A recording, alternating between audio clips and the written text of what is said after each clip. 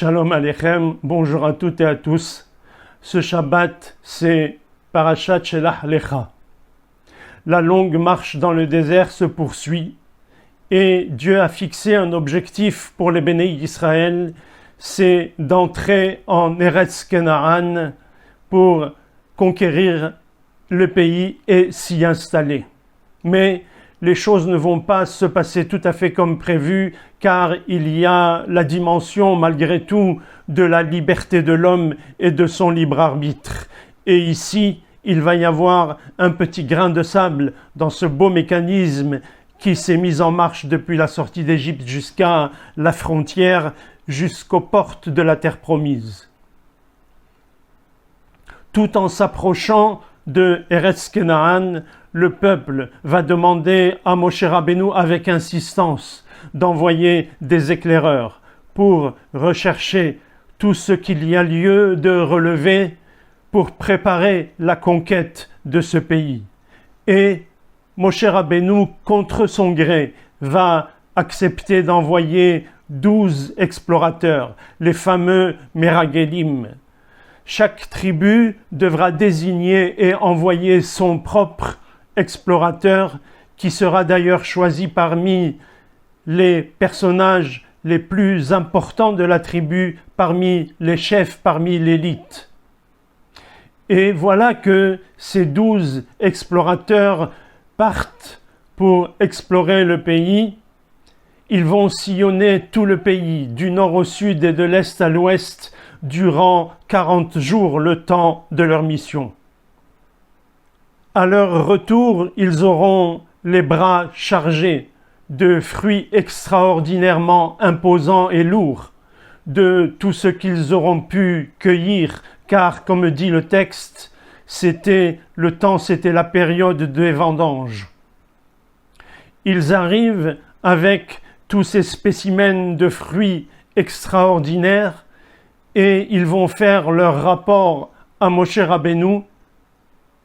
Tout le peuple est là, réuni, avide de savoir, finalement, la terre promise, ça ressemble à quoi?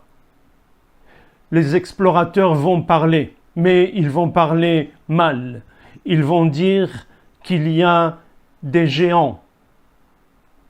Ils vont dénigrer la terre d'Israël et présenter le pays d'une manière très négative aux oreilles du peuple qui est là, abasourdi, à tel point que 2 de ces explorateurs, Yehoshua bin Nun et Caleb ben Yefunné, vont dire « Stop, cela suffit. Si c'est Dieu qui nous a promis et donné cette terre, alors nous pouvons y aller.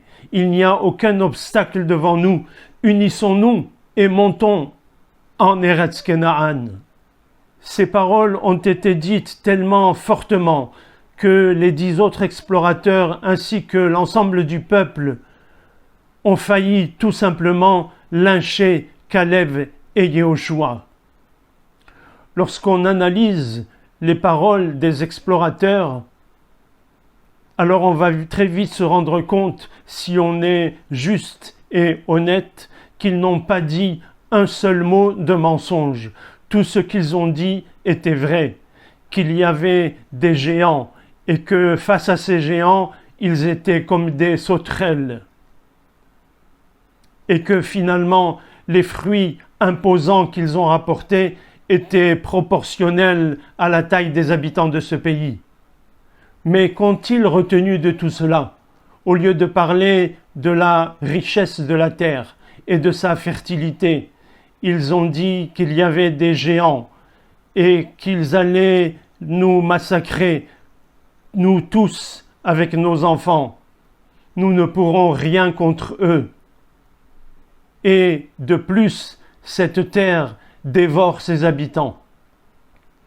Ils ont ainsi noirci complètement le tableau et ont rapporté des propos qui ont miné le moral du peuple et sa volonté de continuer à marcher vers la terre promise, de sorte que ce soir-là, nous dit le Midrash, ils se sont réunis dans leur tente et ont commencé à pleurer et se lamenter. Qu'avons-nous fait de quitter la terre d'Égypte? Pourquoi sommes-nous arrivés jusqu'ici? Cet épisode malheureux des explorateurs montre à quel point la terre d'Israël a de la valeur. D'abord aux yeux de Dieu lui-même, mais doit avoir également de la valeur pour nous-mêmes. Cet épisode a bouleversé le cours des événements puisque le peuple devait entrer en Eretz Kenaan dans les jours après qu'ils eurent quitté le mont Sinaï. Mais à cause de cette faute, Dieu les a fait errer dans le désert pendant 40 ans. Et pour montrer à quel point la terre d'Israël a de la valeur aux yeux de Dieu, c'est qu'il leur a pardonné la faute du veau d'or, qui était une véritable trahison, une idolâtrie, mais qu'il n'a pas pardonné le dénigrement de la terre à travers les explorateurs.